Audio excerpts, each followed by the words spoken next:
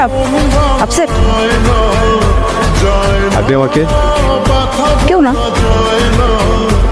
আপনি না জগৎ সংসার ছেড়ে চলে গেলেন, আবার ফিরে আসলেন কেন?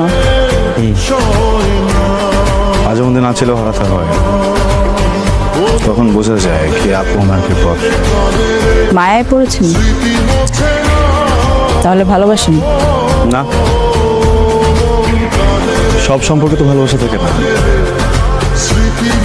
আবার ভালোবাসা দিয়েও অনেক সময় সব সম্পর্ক করা যায় না।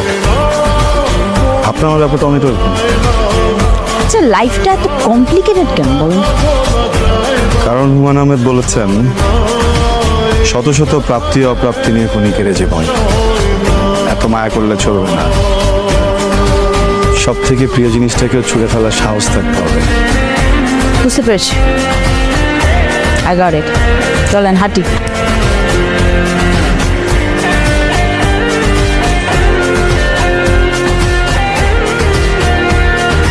আপনি আমাকে বিশ্বাস করতেন না? বিশ্বাস তো করি, কেন?